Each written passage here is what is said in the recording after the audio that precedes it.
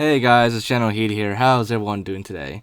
So for this video, I got a really cool, interesting thing to show you guys, and that is the mystery of the secret switch on the mission ONI Alpha Site in Halo 3 ODST.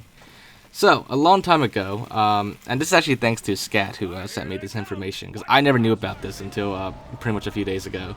But a while ago, a few people actually discovered that at the very bottom of the elevator shaft on the mission ONI Alpha Site, there is a secret switch down there.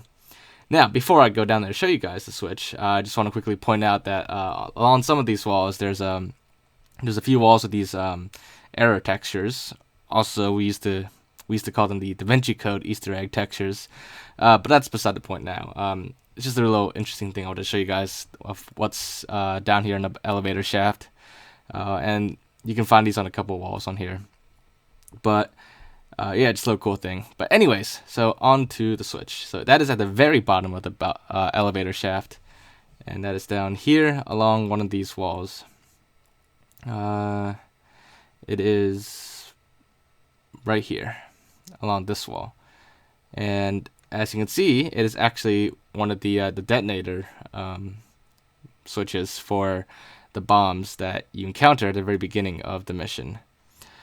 And this switch here, it's just randomly sitting down here, and as you can see, its color is green. Now, pay attention to the color, and pay attention to the fact that I'm actually on the Master Chief Collection right now while showing you this, because that is very important, and it actually, the Master Chief Collection version of ODST actually allowed us to revisit this mystery of the switch and kind of come up with a pretty plausible explanation and theory as to what the switch is, why it's there, and what it does. So, as I said, that switch is basically, it is the exact same kind of switch, the exact same type of switch as these detonators here that you have to activate at the very beginning of the mission. So as you can see, they start off as green in an unactivated state, and then when you activate them, it rotates and it turns red and starts blinking, and plays a little beeping sound effect to let you know that it's activated. And there are 3 of these switches that you must activate on the bridge before you can go on ahead to the computer and blow up the entire bridge with these switches. So, why is that switch down there? What is it? Well, let's get down there and see if we can activate it and take a closer look at it. Now, it's all death barriers down there, so to get down there without dying, I had to go on my modded 360 on the 360 version of ODST. Now, I'll be right back while you guys listen to this very interesting part. Focus your fire to the right.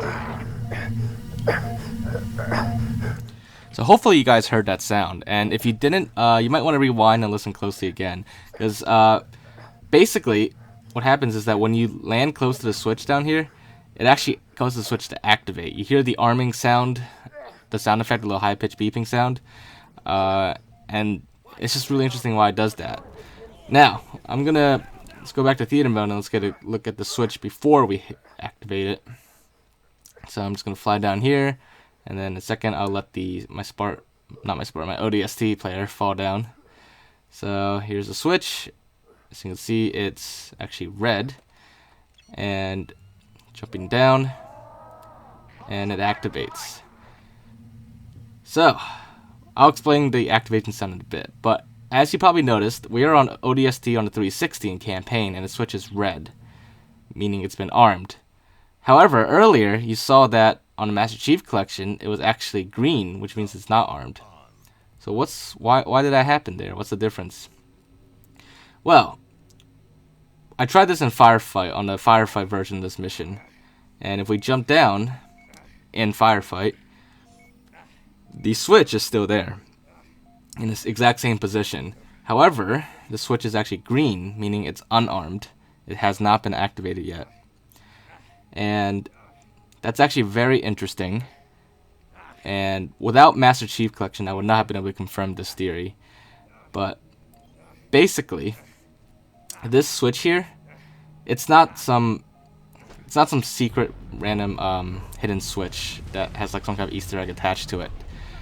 That was one of the mysteries that people, a lot of people did a lot of testing and exploring and different theories of what the switch might do. And some people thought the switch was just a placeholder, or just something left behind during development that Bungie forgot to delete. It is not entire. Those theories are not entirely true. So here I am on a Master Chief Collection in theater mode, and in this clip, I started from the second rally point, because the Master Chief Collection actually introduced rally points into ODST, which lets you start from different parts of the mission. Rally points did not exist on the 360 version of Halo 3 ODST, but these rally points actually allow me to confirm my theory from Firefight. So, at the second rally point, it skips the whole bridge part where you blow up the bridge, and as we continue through the mission and got to this part, let's take a look at the switch.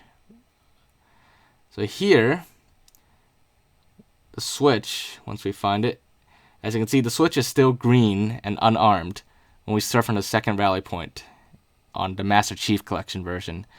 Now, at first I thought maybe it's just because the MCC is different and the switch is going to always be green. Well, on Master Chief Collection, when we started from mission start this time, and we activated all the switches as normal, and then we come back to the end here, and then we jump down. What's very interesting, and what pretty much 90% confirms my theory about these switches, is that when we jump down, the switch is actually still red. What that means is these these detonator switches are most likely the exact same switches that you activate at the very beginning of the mission. So because we activated it and then blew up the bridge, that's why the switch is still red. It's already been armed, we activated it. But when you start from a rally point, or in Firefight is technically a rally point for that whole map. You just start in that room. Because we start from a rally point or Firefight, it skips that whole part of the mission where you activate the switch. So that's why the switch spawns down there as green, because it was never activated by us on a bridge. So most likely, I am like 90% certain that this switch down here is actually just the same switch that we activated. One of the 3 switches that we activated at the very beginning of the mission. My guess is that when we blew up the bridge, the switches, the bombs didn't actually blow up.